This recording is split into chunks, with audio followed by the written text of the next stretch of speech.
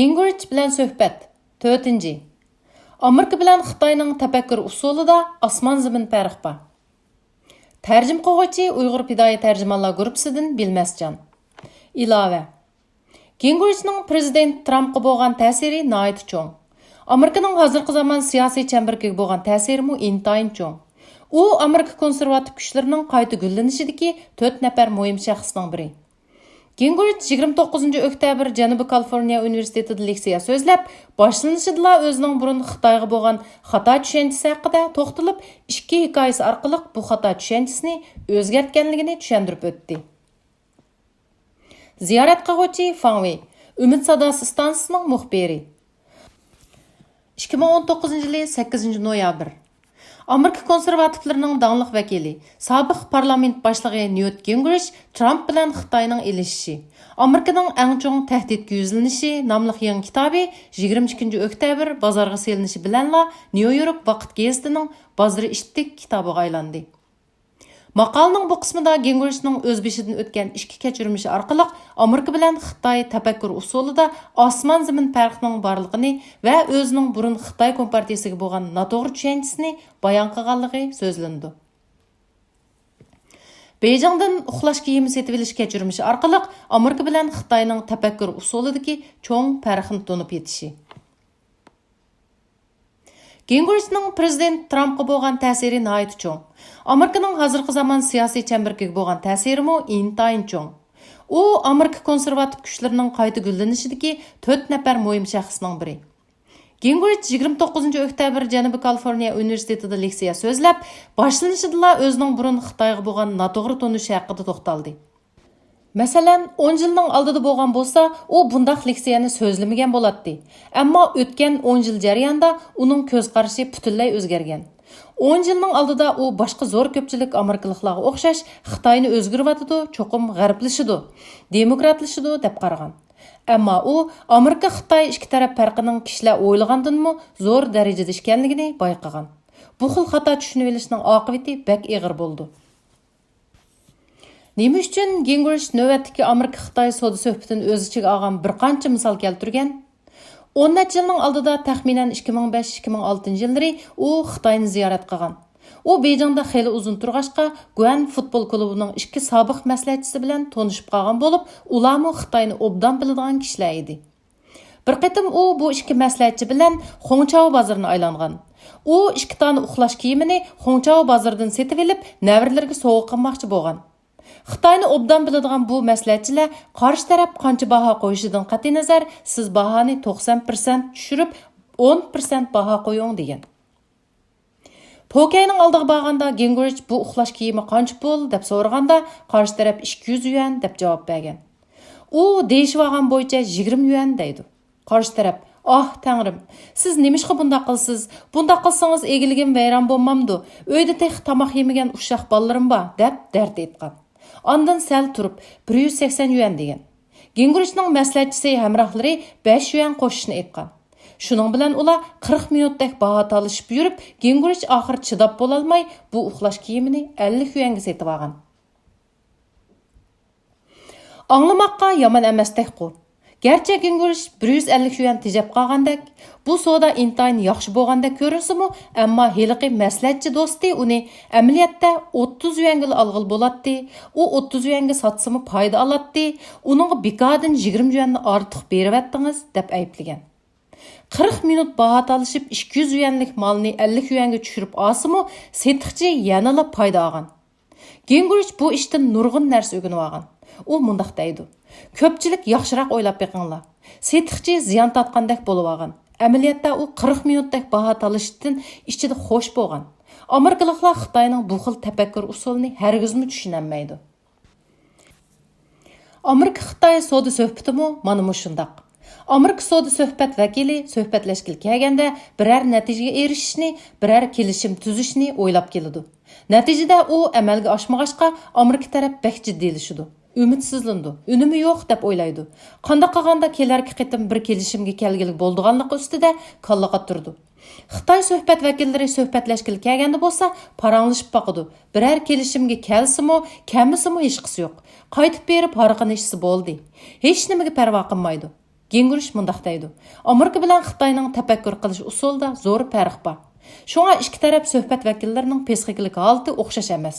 Suhbat jarayonida qarshi tarafning planini tushunmay, psixikalik zaiflikka kirib qoladi. Xitoy suhbat mas'ulining 3 yil o'zini yoshirishi, Amerika bilan Xitoy o'xshamagan andizlarining mavjudligini tushundirdi. Gingurishning keltirgan yana bir misoli. Uning Minnesota shtatidagi bir do'sti Amerikadagi ikkinchi cho'ng batareya shirkatini boshqaradigan bo'lib, u Xitoyning islohot ishini ichib etish dastlabki mezgilida Xitoyga berib zavod qurishni o'ylagan. Shuning bilan bu Amerikalik Xitoy savdo ministrligining mas'ul xodimi bilan suhbatlashgan. Har qatim suhbatlashganda u inglizcha so'zlagan. Qarshi tarafning tarjimonini tarjima qilib bergan. Ondan qarshi taraf tarjimonga xitoycha so'zlagan. Tarjimon buni Amerikalikqa inglizcha tarjima qilib bergan. Mushundaq bir-biriga tarjima qilib yurib 3 yil suhbatlashib, kelishim oxir tuzilgan. Tabriklash ziyofatida Xitoy savdo mas'uli qarshi tarafida o'tirgan bu Amerikalikdan Golden Golfer qandaq bo'lib ketdi? Men burun Minnesota universitetida o'qigan, shu chaqda men bu komandaga top tarbiyachi bo'lgandim degan. Minnesota shtatlik bu Amerikalik qattiq hayron qolgan. Bu ishni bu Amerikalik qat'iy tushunolmagan. U ingliz tilini tushuncha ravon so'zlaydigan emasmi? Gingurishmi hang-tang qolgan. Bu 3 yil jarayonida u qanday qilib o'zini oshkorlamay, inglizcha bilmaydigandek bo'lgan. Asli u o'ylashib javob qaytaradiganqa texmi ko'p vaqtga ega bo'lmoqchi edi. Gingurish mundaq deydi. Xitoy kompartiya amaldorlarining o'zini yoshirishi, soxtapazlik qilishi, iqtidorining yuqoriligi g'arbliklarni cho'chitgan. Amerikaliklarga nisbatan aytganda bu bir ishongisiz ish.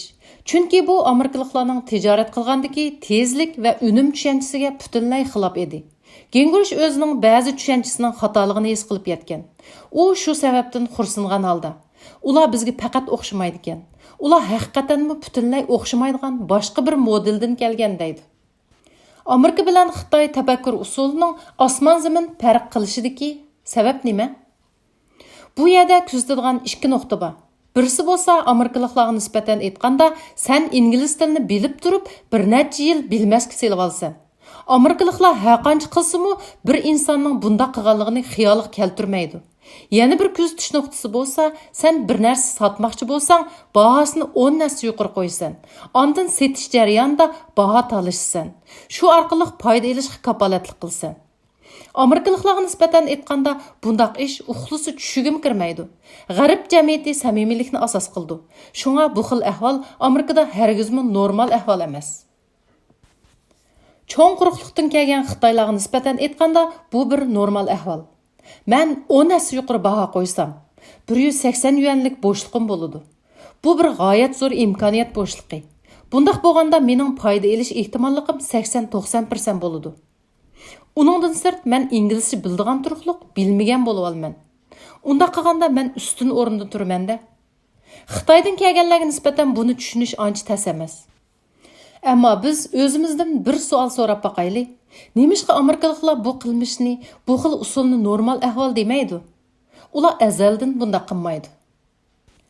Xitoy kompartiyasi Xitoyni idora qilishdan burunqi Xitoyda bu xil qilmish normal ishmi? Xitoyning an'anaviy madaniyati qanday edi? U bo'lsa-mu vafodorlik, adab-axloq, aql-farosat, ishonch qatorliqlarga amal qilmoq. Amaliy ahvolni aytsak, savdogarning o'ziga tushliq qoidasi bo'ladi. O'g'irningmi o'ziga tushliq tuzumi bo'ladi. Hatto o'g'irningmi o'g'irlash yo'li bor. O'ziga tushliq tuzumi bor. Uningmi cheki bo'ladi. Shunga 20 yuanga yaraydiganligi aniq turuqliq 200 yuanga ko'tirsam, gapning ochiqini aytganda mening nihoyat ko'p foyda olg'im bor. İngilizchani bildigan turuqliq bilmaydigan bo'lishining o'zimi bir xil aldamchilik usuli. Bundaq aldamchiliklar bugungi Xitoyda bir xil normal ahvolga aylangan. Lekin mening kuzatishimcha buni kompartiya hokimiyat qurgandan keyin Xitoylarga tarqatgan. Yaxshiroq atsak madaniyat, odat deymiz. Hozir ba'zilar uni partiya madaniyati deb ataydi ekan. Bu partiya madaniyati Xitoydagi nurg'un odamlarga choplashib olgan. Mayli ular chet elga sayohatga borsin, ularning bu g'alati qiliqlari hamma yerda o'xshashli mavjud.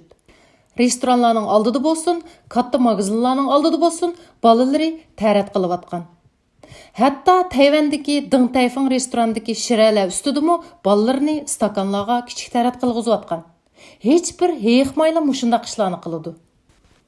Meningcha biz Xitoylar hamoqat emas, balki bizning madaniyatimiz mushundaq. Halbuki bizning Xitoy davlati bo'lsa, qoida yusun davlati.